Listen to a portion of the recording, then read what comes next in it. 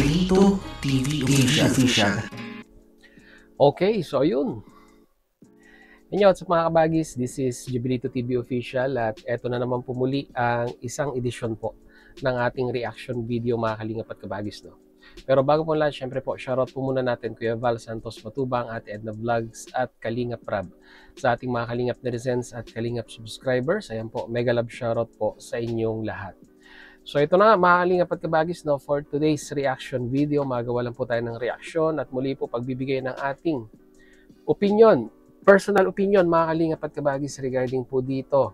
Bagong-bago pa lamang po, no, mga kalingap at kabagis, kaya hindi po tayo pwedeng gumamit ng video, no? Yan. Pero pwede nyo pong pasyalan syempre para po sa kabuuang detalye doon po sa latest na video upload ni Kuya Andy Kayakap Vlogs. So ito na nga mga kalingap at kabagis, no? Dito po sa video na ito mga kalingap at kabagis ay talagang gumawa po ng paraan si Kuya Andy Kayakap Vlogs. Although talagang itong mga nakaraang araw at sinasabi niya nga po dun sa kanyang live streaming na hindi po maganda ang pakiramdam ni Kuya Andy. At halatang halata naman po kasi talaga na talagang ang laki po ng ibinagsak ng katawan ni Kuya Andy. At mabuti na lamang po ay nakapagpa-check up na siya. And sana po maging maganda po yung resulta at magtuloy-tuloy na po yung kanyang paggaling. So kagaya na sinabi ko kanina, mga kalingap at kabagis, gumawa ng paraan si Kuya Andy Kayakap Vlogs para po, no, matapos na po itong usapin na ito patungkol po sa anak ni Nanay Imelda, mga kalingap at kabagis. Kumbaga naghahanap din po ng kasagutan si Kuya Andy regarding nga po dito sa mga umiikot na issue, no, sa anak ni Nanay Imelda nitong mga nakaraang araw po mga kalingap at kabagis. Dahil nga po, syempre po, nadadawit din po ang pangalan ni Kuya Andy Kayakap Vlogs, mga kalingap at kabagis, no? At mukhang dito po, base po sa ating pagkakapanood ng video upload ni Kuya Andy, ay yung naging sabihin na nating outcome nung post na yon, although na-inform naman po siya ni Joy regarding nga po sa mga bashing na yan na lumalabas ngayon, pero yung sabihin na nating yung laki, no, ng naging usap-usapan sa social media ay hindi po naging aware si Nanay Imelda dahil nga po sa problema po sa internet, mga kalingap at kabagis, no. So wala nga daw pong wifi at yung data po ay pahirapan pa. So ibig sabihin kung ano man yung naging outcome nung naging post, no, ng anak ni Nanay Imelda ay hindi po siya naging updated. Pero aware po siya, mga kalingap at kabagis, na napag-uusapan nga po, no, ang pamilya nila dahil nga po sa post na yon, dahil nga po in-inform siya ni Joy Diwata. At unfortunately, mga kalingap at kabagis, yung plano po, no, na makausap ni Kuya Andy Kayakap Vlogs, ito pong kapatid ni Joy, ay hindi po naisakatuparan. Dahil unang-una po sa lahat, doon po sa bahay nila Nanay Imelda ay wala po yung panganay na anak, mga kalingap at kabagis, no? At yun nga po, sabi nga po ni Nanay Imelda ay supposed to be, dapat nga po ay nandun siya nung araw na yon. Kaso nga po ay wala po, hindi po pumunta. So, ina-assume na lang po ni Nanay Imelda na dahil nga po araw ng linggo ngayon, mga kalingap at kabagis, ay baka naging busy po sa activity po, no, sa kapilya.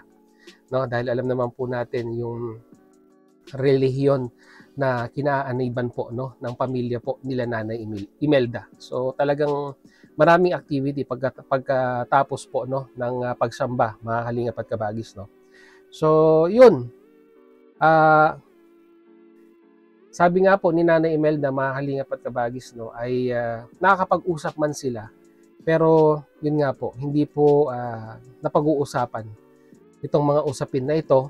At siguro po ayaw na rin po nilang ibanggitin or sabihing i-update si Nanay Imelda regarding po dito, dahil alam naman po natin na talagang pag may mga ganyang bashing po, mga kalingap at kabagis, no, ay dinadamdam din po yan ni Nanay Imelda, mga kalingap at kabagis, no. Kaya one of the reason maybe, mga kalingap at kabagis, kaya hindi na po siguro ini-elaborate yung issue kay Nanay Imelda dahil ayaw na nilang mag-isip yung pong nanay nila, mga kalingap at kabagis, no. At kagaya nga po, mga kalingap at kabagis, ng gawain po, no, ng isang magulang, di ba? ay ito po mga kalingap at kabagis, no? Siya na po ang humihingi po ng pasensya kung ano man yung nasabi po ng kanyang anak, no? Mga kalingap at kabagis, no? So ganun po kababa ang loob ni Nanay Imelda in regards po sa paghingi ng dispensa. Ultimo, kahit hindi po niya kasalanan, dahil nga po syempre po anak niya po yan, in behalf ika nga mga kalingap at kabagis, ay siya na po yung humingi ng pasensya, mga kalingap at kabagis, no?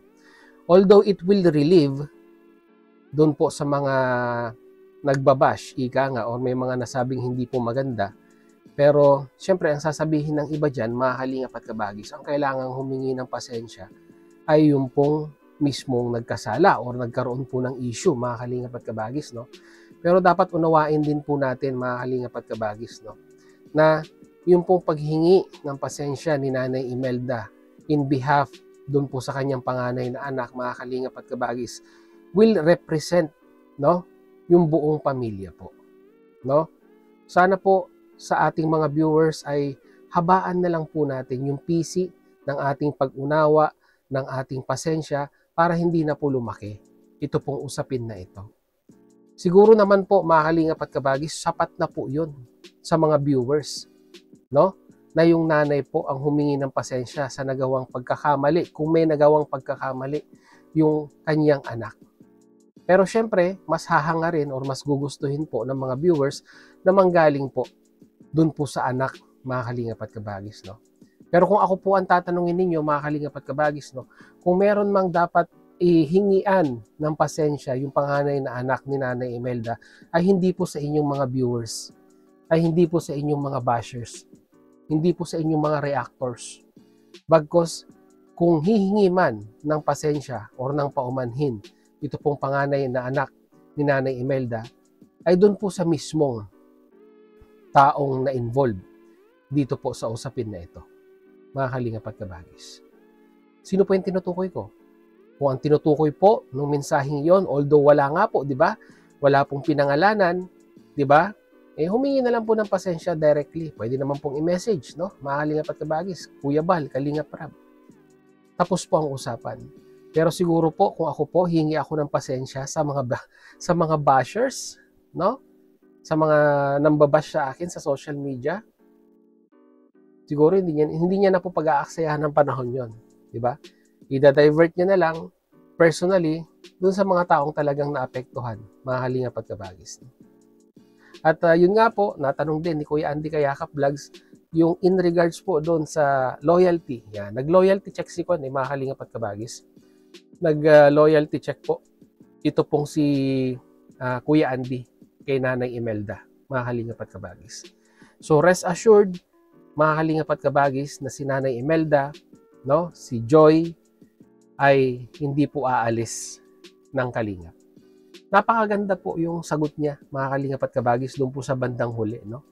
Sabi niya nga po, kahit ayawan na po siya ng kalingap, ayawan na po sila ng kalingap, ay yung suporta niya po ay nandun pa rin po, no? Nila Kuya Bal at kay Kalingap Rab. Hindi po nagbabago ang sagot ni Nanay Imelda mula from day 1 hanggang ngayon po, mga kalingap at kabagis. At yun po yung nakakatuwa. Kasi in despite of several issues na kinaharap, no, ng kanilang pamilya dito po sa social media, ay hindi po sila napanghihinaan ng loob, mga kalingap at kabagis. Kung iba po yan, sumuko na yan. At wala rin pong katotohanan na nawakwak na po si Nanay Imelda dahil siya na po mismo ang sumagot, mga kalingap at kabagis, na ang loyalty po nila Nanay Imelda ay nandun pa rin po sa kalingap. Hindi na lang po natin alam, mga kalingap at kabagis, kung syempre po dun sa panganay. Kasi nga po, sabi po ni Nanay Imelda ay may sarili na pong pamilya yan, nasa sapat na edad na. Di ba? May ginagawa na pong tamang desisyon dahil unang-una sa lahat, may sarili na pong pamilya. So, ibig sabihin, kung ano man yung desisyon ng kanyang panganay na anak, eh labas na po, no? Ay labas na po si Nanay Imelda at si Joy Diwata. Dahil alam naman po natin, syempre si Joy Diwata ay nasa poder pa rin po ni Nanay Imelda. Which means, mga kalingap at kabagis, Nanay Imelda and Joy Diwata, syempre po, yung loyalty nila, nasa community pa rin po ng kalingap. Hindi niya po tinitignan, mga kalingap at kabagis, no, yung mga sponsor na nakapagbigay ng malaking tulong sa kanila dahil ibinabalik at ibinabalik niya po sa Kalingap, mga Kalingap at Kabagis. Diba? Sabi niya nga po, hindi po kami makikilala ng mga sponsor kung hindi po dahil sa Kalingap. Which is, totoo po yun. Totoo po yun, mga Kalingap at Kabagis. No? Hindi po matutunghayan ng mga viewers, hindi po susuportahan ng mga sponsor. No? Wala po silang maibibigay na tulong kung hindi po nakilala ang Joy dahil po sa programa ng Kalingap. And we should be thankful about that, mga Kalingap at Kabagis. No? Kaso nga lang po, sad to say, di ba, ay hindi po ganun yung pagkakaunawa, no, ng mga ibang sponsor na nagagalit na po, no, sa Team Kalingap.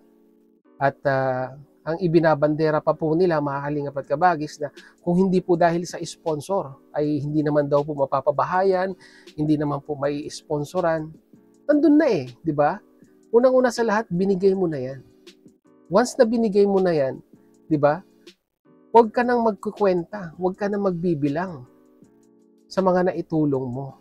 Kasi unang-una sa lahat, wala naman pong pumilit sa'yo na ibigay mo yan tulong na yan sa pamilyang yan, mga Kalingap at Kabagis. Tapos sa bandang huli, magagalit ka. Aawayin mo yung nagpakilala na charity vlogger doon sa tinutulungan mo ngayon. Nasa naman po ang hostisya, mga Kalingap at Kabagis, kay Kalingap Rab at kay Kuya Bal Santos Matubang pagdating doon. Diba? Oo, nakatulong ka. Pero sa bandang huli, sana wag mong isusumbat. So yun, mga Kalingap at Kabagis, para po sa full video, no? Ayan, pasyalan nyo po sa channel po ni Kuya Andy Kayakap Vlog. Baka may hindi pa po nakasubscribe sa kanyang YouTube channel, syempre po, isubscribe nyo na po, mga Kalingap at Kabagis, no? Suportahan niyo po Kuya Andy Kayakap Vlogs. At isama niyo na rin po ang inyong host, si Jubilito TV Official. Ayan, mga Kalingap at Kabagis. Subscribe niyo na po. At kung nagustuhan niyo po ang ating reaction video for today, wala pong bayad ito. Paki-like and share na rin po, mga Kalingap at Kabagis. Yun lang po, masaya na kaming mga content creator dyan. So yun, mga Kalingap at Kabagis, hanggang dito na lamang po. Muli, maraming salamat dahil sa dulo po ng ating reaction video ngayong araw na ito. Ay nasamahan niyo po muli si Jubilito TV Official. At muli po, nagpapaalala po ang inyong host. Sa mga hindi pa po nakasubscribe sa ating YouTube channel, no? Ayan po, subscribe nyo na po, Jubilito TV Official. So hanggang dito na lang, mga Kalingap at Kabagis. Once again, this is Jubilito TV Official, proud member po ng Team Koos at ng Team Bios. As I always say, mga Kalingap at Kabagis, peace, God first. God bless po. Bye-bye!